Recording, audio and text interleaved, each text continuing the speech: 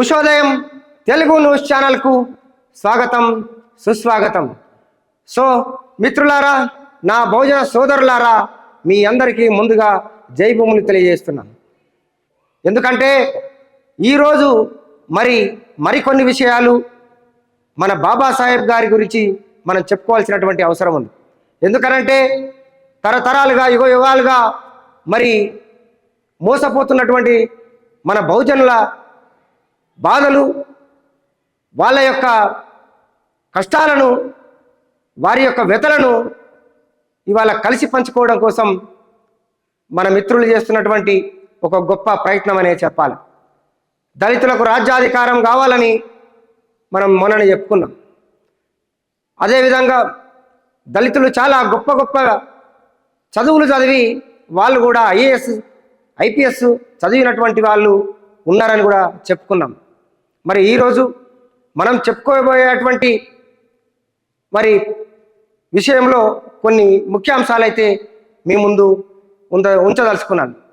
అందులో ముఖ్యంగా చెప్పాలంటే ఇవాళ మనల్ని ఎస్సీ ఎస్టీ బీసీ మైనార్టీలుగా రకరకాలుగా విభజించి ఆ విభజన చేసి పబ్బం గడుపుకుంటున్నటువంటి అగ్రకులాల కోసం కొద్దిసేపు మనం మాట్లాడుకోవాల్సినటువంటి అవసరం ఉంది. ఎందుకంటున్నామంటే ఇవాళ ఒక 4%, 5%, ఒక 5% ఉన్నటువంటి వాళ్ళ చేతిలో ఈరోజు ఈ రాష్ట్ర ప్రభుత్వాలు ఉంటున్నాయి. ఇవి ఇప్పటి నుంచి కాదు, కొన్ని ఏళ్ల సంవత్సరాలుగా ఈ విధంగా నడుస్తున్నటువంటి క్రమంలో బహుజన రాజ్యం కోసం మా వంతు కర్తవ్యంగా మేము ప్రతిరోజు రాజ్యాంగంలో పొందుపరిచిన కొన్ని అంశాలతో మీ ముందు రావడానికి మన యొక్క ఉషోదయం తెలుగు న్యూస్ ఛానల్ ప్రతిరోజు ఒక కథనంతో మీ ముందుకు వస్తుంది. రాజ్యాంగం అందులో పొందుపరిచిన కొన్ని విషయాలను మీ ముందు ఎందుకు ఉంచాలనేది ఒక ప్రశ్న. చాలామంది మమ్మల్ని అడుగుతున్నారు, రాజ్యాంగాన్ని ప్రతిరోజు మీరు రోజు 2 పేజీలు మీరు బయటికి తీసుకురమ్మని చెప్పండి. ఎందుకంటున్నామంటే ఇవాళ మీరు చూడండి, అనేక పాఠ్య పుస్తకాలలో ఇవాళ పిల్లలు చదువుకుంటున్నటువంటి పాఠ్య పుస్తకాలన్నింటిలో కూడా కొంతమంది రాజకీయ నాయకుల చరిత్రలు కూడా ఉంటాయి. అదేవిధంగా రాణి రుద్రమాదేవి చరిత్రలు ఉంటాయి. ఈ విధమైనటువంటి రాజుల చరిత్రలు ఉంటాయి. కానీ రాజ్యాంగం రాసినటువంటి అంబేద్కర్ మీద కనీసం ఒక్క పాఠ్యం కూడా ఉండదు. ఎందుకు ఈ విధమైనటువంటి కుట్రలు జరుగుతున్నాయి? నేనేం చెప్తున్నానంటే అనేక మంది విద్యావంతులు, అనేక మంది టీచర్సు, అనేక మంది అధికారంలో ఉన్నటువంటి అధికారులు వీళ్ళందరూ కూడా ఆలోచించవలసినటువంటి అవసరం ఇప్పుడు వచ్చింది. ఎందుకంటున్నామంటే ఇవాళ ఎలక్షన్లు ఏం లేవు, మేము ఎవరికి డబ్బా కొట్టవలసిన అవసరం లేదు. ఇవాళ వాస్తవాలే మాట్లాడుకోవడానికి మేము ముందుకు రావడం జరిగింది. ఇవాళ నిజంగా చెప్పండి, అనేక రంగురంగుల జెండాలు పట్టుకొని వాళ్ళ స్వభావాల కోసం వాళ్ళు రకరకాల పార్టీలు పెట్టుకొని అనేక రకాలుగా ప్రజల్ని దోపిడీ చేసి ఇవాళ వాళ్ళు చచ్చిపోతే వాళ్ళ విగ్రహాలు పెట్టుకొని ఇవాళ పెద్ద పెద్ద ఫ్లెక్సీలు పెట్టి పెద్ద పెద్ద విగ్రహాలు పెట్టి ఇవాళ పెద్ద ఆడంబరాలు చేస్తున్నారే. ఇవాళ డాక్టర్ బిఆర్ అంబేద్కర్ అనేటోడు ఒక పెద్ద రాజ్యాంగాన్ని రచించి భారతదేశానికి అందించినటువంటి వ్యక్తి ఇవాళ ఎందుకండి ఇంత చులకన చూస్తున్నారని అడుగుతున్నా. ఎందుకు మీకు ఆయన చరిత్రను బయటికి తీసుకురావడం మీకు ఇష్టం లేదని ఎందుకంటున్నారంటే ఒక చిన్న ఉదాహరణ చెప్తా, ఇవాళ మీరు ఇది కూడా తెలుసుకోండి. ఎందుకంటున్నామంటే ఇవాళ ప్రత్యేకించి మీరు చాలా అనేకమైనటువంటి గ్రంథాల కోసం మీరు ప్రచారం చేస్తున్నారు. అందులో కొన్ని పుస్తకాలు ఉచితంగా పంచుతున్నారు. అనేక సంస్థలు కావచ్చు, అనేక సంఘాలు కావచ్చు, ఇవాళ వివిధ రకాలుగా ఇవాళ ప్రింట్ వేసి ఆ పుస్తకాలను మీరు డోర్ టు డోర్ డెలివరీ చేస్తున్నారు. ఈ పద్ధతిలో ఇలాంటి పరిస్థితులలో ఇవాళ భారత రాజ్యాంగాన్ని కూడా మీరు ఎందుకు ఇవ్వట్లేదని కూడా మేము ఈ సందర్భంగా అడుగుతున్నాం. ఒక రాజ్యాంగం పుస్తకాన్ని కొనాలంటే 400 రూపాయలు పెట్టి ఒక రాజ్యాంగాన్ని కొనాలి. ఇవాళ మేము అడుగుతున్నాం అన్ని ప్రభుత్వాలను, ఏ ప్రభుత్వాలు ఉన్నా సరే ఈ భారతదేశంలో ఉన్న ప్రతి ఒక్క రాష్ట్రంలో ఉన్న ముఖ్యమంత్రులు ఆలోచన చేయాలి. నిజంగా మీరు అంబేద్కర్ కోసం అంబేద్కర్ జయంతి నాడే రాగానే ఆయనకు దండేసుడు, వర్ధంతి నాడు రాగానే ఓ దండేసి కొబ్బరికాయ కొట్టవలసిన అవసరం లేదు. కానీ ఆయన ఆశయాలు, ఆయన కలలు కన్న రాజ్యం ఇందుకోసం కదా ఇవాళ బహుజనులు పనిచేయాలి. మరి ఇందుకోసం కదా మీ పాలక పార్టీలు ఇవాళ నిలబడాలి. కానీ మీరేం చేస్తుర్రు? ఇవాళ కనీసం మీరు అనేక సార్లు మీ పెద్ద పెద్ద నాయకుల కోసం పెద్ద పెద్ద పటాలు పెట్టి మీరు పెద్ద పెద్ద ప్రచారాలు చేస్తున్నారు కదా, వాళ్ళ కోసం కూడా పుస్తకాలు వేసి పంచుతున్నారు కదా. మేమేమంటున్నామంటే ఇవాళ భారత రాజ్యాంగాన్ని ఆ 400 ఉన్నటువంటి ఈ పుస్తకాన్ని ఒక 200 సబ్సిడీ చేసి ప్రభుత్వమే ఎందుకు పంచకూడదు? ప్రభుత్వాలు ఇవాళ చాలా పాఠ్య పుస్తకాలు పంచుతుంది, అనేక విద్యాలయాల్లో, హాస్టళ్లలో, గురుకులాలలో పంచుతుంది. ఇవాళ గురుకులాలలో కూడా కేవలం స్పీచ్ మాత్రమే ఇస్తారు అంబేద్కర్ కోసం. ఎందుకంటే అక్కడ ఉన్నటువంటి కొంతమంది మా ఎస్సీ ఎస్టీ బీసీ ఉద్యోగస్తులు ఎవరైతే టీచర్స్ ఉంటారో వాళ్ళు బాగా అంబేద్కర్ కోసం తెలిసిన వాళ్ళు మాత్రమే అంబేద్కర్ కోసం చెప్పగలుగుతారు. ఇవాళ ఇంకొక ఘోరమైన విషయం ఏంటంటే 26 జనవరి వస్తే రిపబ్లిక్ డే నాడు అది చాలామంది ఏమంటారంటే స్వాతంత్ర దినోత్సవం అని ఈ పిల్లలకు చాలామంది స్వాతంత్ర దినోత్సవం, కానీ అది గణతంత్ర దినోత్సవం. ఆ గణతంత్ర దినోత్సవాన్ని మరి ఇది అంబేద్కర్ గారు మరి మనకిచ్చినటువంటి రాజ్యాంగం ఆ రోజు నుంచి అమలు పరచబడింది, అందుకు గుర్తుగా ఇది చేసుకుంటున్నటువంటి ఒక గొప్ప పండుగ దేశవ్యాప్తంగాని మాత్రం చెప్పరు. ఇంకా కొన్ని గ్రామాలలో అయితే అసలు అంబేద్కర్ ఫోటోనే పెట్టరు, గాంధీ ఫోటో మాత్రమే పెడతారు. ఇది మన దేశ పరిస్థితి. ఇప్పుడిప్పుడే కొంతమంది చాలా వరకు అనేక చోట్ల వాస్తవంగా వాళ్ళకు దండం పెట్టాలి టీచర్లకు. చాలా టీచర్లు, చదువు చెప్పే టీచర్లు ఎవరైతున్నారో వాళ్ళు ఈ గణతంత్ర దినోత్సవం గురించి వాళ్ళు ఇప్పుడిప్పుడే కొంత ఆ పిల్లలకు చెప్పడం వల్ల వాళ్ళు ఇప్పుడిప్పుడే ఓహో ఈ రోజు నుంచి మేము అసలు యాక్చువల్గా ఇది కూడా స్వాతంత్ర దినోత్సవం అనుకుంటున్నారు అని చెప్పి, మేము స్వాతంత్ర దినోత్సవమే అనుకున్నాం అని చెప్పి వాళ్ళు నమ్మే పరిస్థితి వచ్చింది. ఇంత ఘోరమైనటువంటి పరిస్థితిలో మనం ఉన్నాం. ఇవాళ చాలామంది జెండా వందనం రాగానే అరే ఇవాళ స్కూల్లో జెండా వందనం ఉంది, మరి అది గణతంత్ర దినోత్సవమా స్వాతంత్ర దినోత్సవమా అది వాళ్ళకి అర్థం కాదు. ఇట్లాంటి పరిస్థితుల్లో ఇవాళ మన భారతదేశం ఉన్నటువంటి పరిస్థితులలో ఇవాళ మన ఎస్సీ ఎస్టీ బీసీ మైనార్టీ అయినటువంటి సోదరులు ఖచ్చితమైనటువంటి ఈ ఆలోచన చేయవలసినటువంటి అవసరం ఉన్నది. ఎందుకంటున్నామంటే ఇవాళ మన చరిత్రను మనం చెప్పుకోకపోతే ఇవాళ ఇంకా మనల్ని అనగదొక్కే పరిస్థితి ఉంది. ఎందుకంటే ఇప్పటికే మనల్ని మన చరిత్రను బయటకు రానియరు. ఒక చిన్న విషయం ఇది కూడా చెప్పాలి మీకు, ఎందుకంటే ఇవాళ ఏ ఎమ్మెల్యేలు ఎంపీలు ముఖ్యమంత్రులు ఉన్నారు, ఎవరు అగ్రకుల నాయకులు. నేను ఎస్సీ ఎస్టీ బీసీ మైనారిటీల కోసం నేను చెప్తలేదు. ఈ అగ్రకుల నాయకులు ఎవరైతే ఆధిపత్య కులాలైనటువంటి ఈ అగ్రకుల ఎమ్మెల్యేలు ఎంపీలు ఎవరైతే ఉన్నారో వీళ్ళు మరి ఈ దళిత జాతి ఎవడైనా దళితుడు వాడు పోతే చక్కగా రిసీవ్ చేసుకోరు, వాడిచ్చిన మంచినీళ్ళు తాగరు, వాడు పెట్టిన తిండి తినరు. పెండిలకు పోతారు, హాయ్ అంటారు బాయ్ అంటారు వచ్చేస్తారు. కానీ వాడిచ్చింది తినరు, వాడిచ్చిన నీళ్ళు కూడా తాగరు. కానీ ఈయన అదే దళితుడు రాసినటువంటి రాజ్యాంగం మీద ప్రమాణం చేసి ఆయన చట్టసభలో అడుగు పెడతాడు. ఇది చూడు ఎంత పెద్దగా ఉందో ఇది కథ. అరే నువ్వు ఒక దళితుడు రాసినటువంటి రాజ్యాంగాన్ని నువ్వు గౌరవిస్తావు, దాని మీద ప్రమాణం చేసి నువ్వు చట్టసభలకు పోతావు. మరి ఎవడైతే ఓట్లేసి మరి నిన్ను గెలిపించిండో వాడిని మాత్రం చీప్ వాడిని దూరం కొడతావు. ఇది పరిస్థితి. కాబట్టి ఇవాళ వీటినన్నిటిని కూడా మనము ప్రతిరోజు ఇవాళ దళిత బహుజనులమైనటువంటి మనం ఇప్పటి నుంచి మనం ప్రతిరోజు ఈ విధమైనటువంటి చర్చ జరుపుకొని ఈ దేశంలో ఈ దేశ రాజకీయాలను తిప్పికొట్టే ప్రయత్నమే.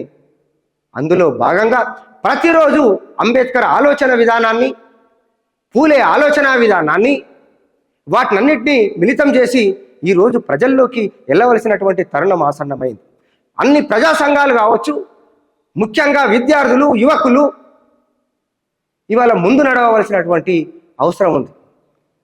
దీనికి అంబేద్కర్ వారసులుగా కావాలని, ఆయన ఆశయం కోసం పనిచేయాల్సినటువంటి అవసరం ఉంది. ఇంకెన్ని రోజులు రా బాబు ఈ దోపిడికి మేము గురవుతాం? ఖచ్చితంగా మా రాజ్యం మాకు కావాలని రావాల్సినటువంటి అవసరం ఉంది. ఇవాళ ఏ స్టేజీల మీద చూసినా ఈ మైకులు పట్టుకొని ఇవాళ అంబేద్కర్ కోసం పెద్ద పెద్ద పోజులు కొట్టుకుంటా మాట్లాడతారు, పెద్ద పెద్ద పోజులు కొట్టుకుంటా పొంకనాలు కొడతారు. వీళ్ళు ఏంటంటే మీరు చూడండి, వీళ్ళు ఆ రోజు నుంచి ఈ రోజు దాకా ఒక రాజకీయం అనేది ఒక రాచరిక పరిపాలన లాగా అయిపోయింది. రాచరిక పరిపాలన అంటే ఏంటిదంటే మళ్ళా వారసత్వం వస్తుంది ఇంట్లో. వారసత్వ రాజకీయాలుగా ఇవాళ ప్రతి ఒక్క పార్టీ కూడా ఒక వారసత్వ రాజకీయంగా మారిపోయింది. మరి ఈ వారసత్వంలో ఎవరు ఉంటారు అంటే కేవలం ఈ 3 పార్టీలు ఉంటాయి, 3 కుటుంబాలు మాత్రమే ఉంటాయి. దళితులకు రాజ్యాధికారం రాదు. ఎస్సీ ఎస్టీ బీసీ మైనార్టీల నుంచి మొదలుకొని మైనర్ పాపం వాళ్ళు ఇంతో అంతో వాళ్ళు కనీసం ఒక ఇలాకాని ఏర్పాటు చేసుకో. కానీ మా బీసీ సోదరులు అది కూడా చేసుకోలేకపోయారు. మా బీసీ సోదరులు, నేను ఇంతకుముందు కూడా ఒక ఎపిసోడ్లో చెప్పిన, వాళ్ళు అనుకుంటే తెల్లారేసరికే రాజకీయాలన్నీ మొత్తం తిరగల మరగలు అయిపోతాయి. అంటే తారుమారైపోతాయి రాజకీయాలు. అట్లాంటి జనాభా కలిగినటువంటి బీసీలను రకరకాలుగా ఇవాళ విడదీసి వీళ్ళు పాలిస్తున్నటువంటి ఇవాళ ఎవరు నష్టపోతారు దీనివల్ల? ఒక చిన్న ఉదాహరణ కూడా చెప్పాలి. ఇవాళ గణేషుని సందర్భంగా ఇవాళ అక్కడక్కడక్కడ చాలా మండపాలేసి మా యువకులు అనేక మంది మరి ఆనందోత్సవాలతో జరుపుకుంటున్నటువంటి సందర్భం చాలా సంతోషకరమైన విషయం. ఎందుకంటే కులాలకు అతీతంగా, మతాలకు అతీతంగా ఇవాళ గణేష్ మండపాల్లో చాలా ఆనందంగా, ఉత్సాహంగా చేస్తున్నటువంటి కార్యక్రమం. అయితే ఈ సందర్భంగా ఇంకొకటి కూడా చెప్పాలి మనం. ఇవాళ నిజంగానే మీరు ఇవాళ రాజనీతికి కట్టుబడి ఉంటే ఇవాళ దేవుళ్ళ పేరు మీద కూడా మమ్మల్ని వివక్షకు గురి చేసినటువంటి పరిస్థితి. దేవుళ్ళ పేరు మీద ఎట్లాంటి వివక్షకు గురి చేసిరు మమ్మల్ని ఒకసారి చూడండి మీరు. ఇవాళ 100 ఏళ్ల నుంచి మొదలుకుంటే ఇప్పటి వరకు దేవుళ్ళ పేరు మీద కూడా మమ్మల్ని వివక్షకు గురి చేసినటువంటి, ముఖ్యంగా చెప్పాలంటే మమ్మల్ని చాలా ఏళ్ల వరకు అసలు గుడిలోకి రానియనటువంటి పరిస్థితి. ముఖ్యంగా చెప్పాలంటే డాక్టర్ బాబాసాహెబ్ గారు అందించినటువంటి ఆ గొప్ప రాజ్యాంగం వల్ల, ఆయన ఇచ్చినటువంటి హక్కుల వల్ల ఈరోజు అక్కడో ఇక్కడో మేము తిరగగలుగుతున్నాం, కొంత చదువుకోగలుగుతున్నాం. ఇవాళ మేము పబ్లిక్లో ఈ మాత్రము ఉండగలుగుతున్నాం. అయితే ఎప్పుడైనా సరే మీరు చూడండి, ఈ యొక్క దళిత జాతి దేవుళ్ళు కూడా ఎట్లుంటారంటే నేల కింద ఉంటారు, చెట్టు కిందనో పుట్ట కిందనో లేకుంటే చెరువు గట్టుల్లో ఉంటారు. ఇది కూడా చెప్పాలా మీకు. దళితులు మొక్క అంటే దేవుడు ఎవరు ఉంటారు? ఎల్లమ్మ, మల్లమ్మ, పుల్లమ్మ, మైసమ్మ, పోచమ్మ, ముత్యాలమ్మ. వీళ్ళు చెట్ల కింద ఉంటారు, లేకుంటే ఓ గుండు కింద ఉంటారు, లేకపోతే ఓ చెరువు కట్ట కింద ఉంటారు. ఈ ముత్యాలమ్మలు, ఎల్లమ్మలు. వీళ్ళకు బ్రహ్మాండమైన ఒక పెద్ద కొండ మీద 1 ఎకరం భూమిలో కట్టినటువంటి గుళ్ళు ఉండయి. ఎంతసేపు ఈ ముత్యాలమ్మ, నల్లపోసమ్మ వీళ్ళందరూ కూడా ఆ చెట్ల కింద ఓ రాయికి బొట్లు పెట్టుకొని మొక్కుతుంటారు మనం. మరి దేవుళ్ళల్లో కూడా ఈ రకమైనటువంటి రకరకాల వివక్షత ఉంది. మీరు చూడండి, ఎప్పుడైనా సరే మనం అనుకుంటున్నట్టు ఈ ఆధిపత్య కులాలు అనుకున్న వాళ్ళు ఎవరైతే ఉన్నారో, ఇవాళ మనం వాళ్ళని అంటున్నాం కదా, వాళ్ళు ఎప్పుడన్నా మన దగ్గరకు వచ్చి మన ఎల్లమ్మ దగ్గర పూజ చేసిండ్రా? ఎందుకంటే మన ఎల్లమ్మ ఏడ ఉంది? చెట్టు కింద ఓ చిన్న గుడి కాడ ఉంది, ఓ బండరాయి కింద ఉంది. మరి ముత్యాలమ్మ ఏడ ఉంది? ముత్యాలమ్మ కూడా ఓ చెరువు కట్ట పక్క పొంటి ఉన్నది. మైసమ్మ ఏడున్నది? ఓ చెట్టు కింద ఉన్నది. మరి వీళ్ళు బార్లు ఈడికంచి ఆడికి 1 కిలోమీటర్ మేర ఒక బార్లు తిరిగి లైన్లో ఉండి దర్శనం చేసుకుంటారా అంటే ఎప్పుడైనా చూసిరా మీరు? ఎప్పుడైనా వీళ్ళను ఎప్పుడన్నా వాళ్ళని చూసిరా? మళ్ళా ఆడ మొక్కేది ఎవరు? ఎస్సీ ఎస్టీ బీసీలు మాత్రమే. ఎస్సీ ఎస్టీ బీసీలు మాత్రమే వీళ్ళను కొలుసుకున్నారు. అంటే మన దేవతలు వీళ్ళు. మరి వాళ్ళ దేవతలు ఎవరు? వాళ్ళ దేవతలు ఎవరు? నేను నోరుతో చెప్తే కూడా అది కూడా పెద్ద మళ్ళీ అదొక కాంట్రవర్సీ అవుతాను కాబట్టి నేను చెప్పవలసిన అవసరం లేదు. మరి వాళ్ళ దేవుళ్ళు ఎవరు? వాళ్ళకి ఎంత పెద్ద గుళ్ళు ఉన్నాయి, వాళ్ళు ఎంత పెద్ద సత్రాలు ఉన్నాయి, వాళ్ళకి ఎంత పెద్ద ఆదాయం వస్తుంది దాని మీద. అంటే ఇక్కడ దోపిడికి ఎవడు గురి అవుతున్నాడు అంటే దేవుళ్ళ పేరు మీద ఈ రకమైనటువంటి వివక్షత కూడా ఇవాళ ఉన్నదనే సందర్భం మనం గుర్తు చేస్తున్నాం. ఇది ఆలోచించాలి మేధావులు, ముఖ్యంగా చదువుకున్నటువంటి విద్యార్థులు, యువకులు. ఎందుకంటే రానున్న రాజ్యం మీరే. ఇప్పుడు ఈ రాజ్యాన్ని మీరే తెచ్చుకోవాలి. ఎందుకంటే ఈ దళిత బహుజన సోదరులు ఎవరైతే ఉన్నారో అంబేద్కర్ ఆలోచన విధానం ఇవాళ ఖచ్చితంగా ప్రతి ఒక్కరి ఇంట్లో మేము అదే చెప్తున్నాం, ఖచ్చితంగా రాజ్యాంగం ఉండాలి. ఈ మాట ఎందుకు చెప్తున్నారా? పదే పదే వీరికి ఇదో పని లేదు ఇదే అని అనుకుంటారంటే ఖచ్చితంగా నేను ప్రతి ఇంట్లో రాజ్యాంగం ఉండాలి. ఎందుకు ఉండాలో కూడా ఇప్పుడు చెప్తా. ఒక చిన్న ఉదాహరణ, ఒక చిన్న విషయం. ఒక ఆర్ఎస్ఎస్ వ్యక్తి ఉన్నాడు అనుకోండి. ఒక ఆర్ఎస్ఎస్ వ్యక్తి అంటే ఈ ఆర్ఎస్ఎస్ ఎవరిదో కూడా మీకు తెలుసు. మరి ఈయన పోయి ఇవాళ ఆర్ఎస్ఎస్ వ్యక్తి పోయి ఎక్కడైతే ఈ ఎంఐఎం పార్టీ ఉందో వాళ్ళతో వాళ్ళ కార్యకలాపాలు చేయగలుగుతాడా? అంటే కనీసం వాళ్ళ ఖురాన్ను ముట్టుకోగలుగుతాడా? ఒకసారి చెప్పండి మీరు, ఆ ఖురాన్ని ముట్టుకోగలుగుతాడా? ఇవాళ అదే ఒక ఎంఐఎం నేత ఒక భగవద్గీతను పట్టుకొని నడవగలుగుతాడా? ఒకసారి ఆలోచించండి. ఎంఐఎం నేతలు కనీసం ఒక ముస్లిం బిడ్డ కూడా భగవద్గీత పట్టుకోవడానికి ఇష్టపడరు. ఒకవేళ వాడు పట్టుకోవాలనుకున్నా అక్కడ ఉన్నటువంటి సొసైటీ వాడిని వెలివేస్తుంది. ఇది సమాజంలో జరుగుతున్నటువంటి విషయం. మరి ఈయన ఖురాన్ను గౌరవిస్తుండు, ఈయన బైబిల్ను గౌరవిస్తుండు, మరి ఈయన భగవద్గీతను కూడా గౌరవిస్తుండు. ఎందుకు? ఆయా పార్టీలు ఆయా సంస్థలుగా పనిచేస్తున్నటువంటి సందర్భం. ఇప్పుడు పార్టీలు కూడా ఏమైపోయిందంటే దేవుళ్ళ రూపంలో ఆ విధంగా విభజించబడినటువంటి ఈ విధంగా జరుగుతున్నటువంటి సందర్భంలో ఇవాళ ఆర్ఎస్ఎస్ వాళ్ళ సిద్ధాంతం ఆర్ఎస్ఎస్ వాళ్ళకుంది, ఎంఐఎం సిద్ధాంతం ఎంఐఎం వాళ్ళకుంది. మరి ఎవరికి వారు గ్రంథాలు పట్టుకుంటే మరి దళిత బహుజనుల కోసం ఇంతగా రాత్రింపగళ్ళు కష్టపడి రాజ్యాంగాన్ని నిర్మించి దాన్ని రాసి అది పార్లమెంట్లో బిల్లు పాస్ చేపించి ఈ భారతదేశంలో మరి ప్రజలకు అందించినటువంటి ఈ రాజ్యాంగాన్ని మరి దళితులు ఏం ఎంచుకొని తిరగాలి చెప్పండి? ఏది పట్టుకొని తిరగాలి మీరే నిర్ణయించుకోండి.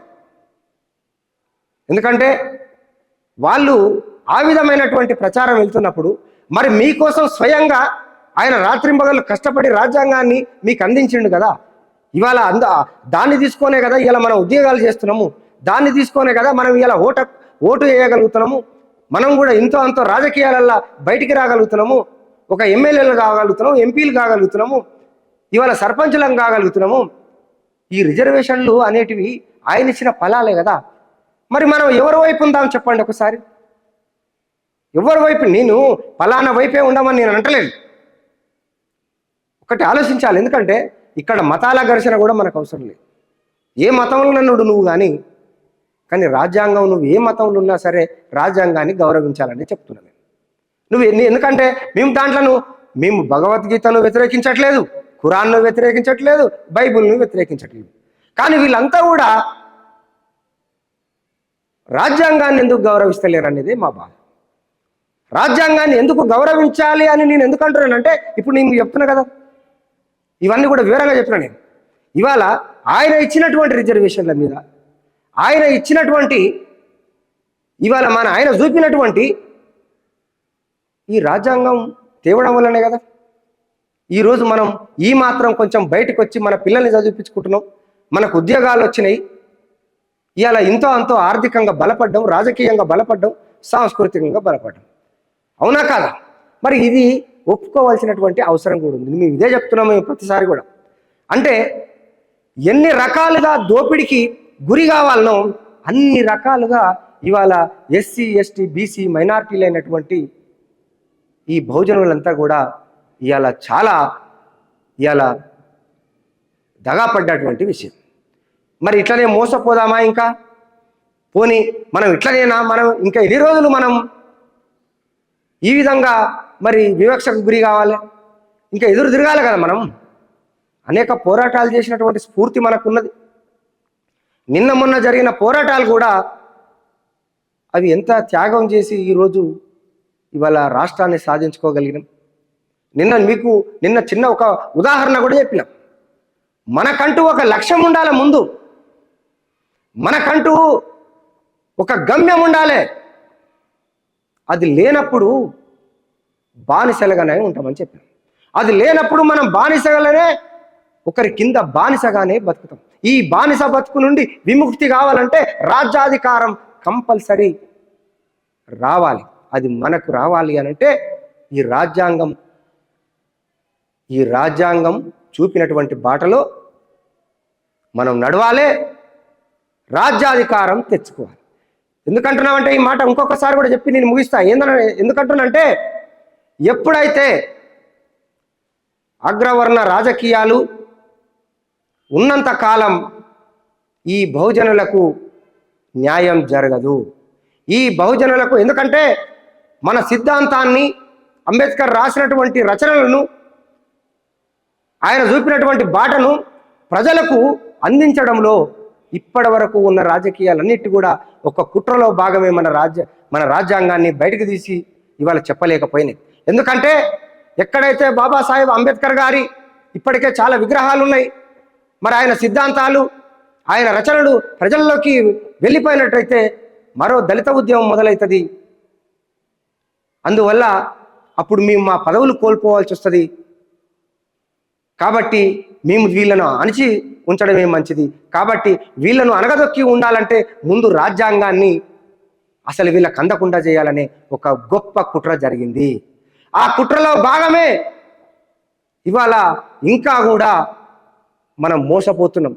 మన తాతలు మోసపోయినరు, మన తండ్రులు మోసపోయినరు, మనం కూడా మోసపోయి ఇవాళ మన పిల్లలకు కనీసం రాజ్యాంగం పట్ల అవగాహన లేకపోతే, ఈ రాజకీయాల పట్ల అవగాహన లేకపోతే ఇంకింత ఈ రాజ్యాంగం అనేది మరి తెలియకుండా పోయే ప్రమాదం.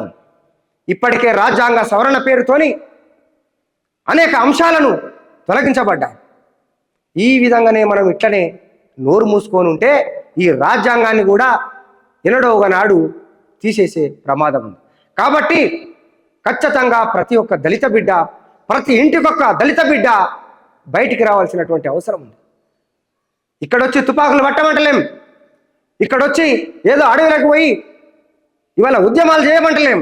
ఓటు అనే ఆయుధం నీకున్నది కదా, దాన్ని నువ్వు ఎవరికి వేయాలనో, ఎందుకు వేయాలనో అది మాత్రమే నువ్వు చెప్పు.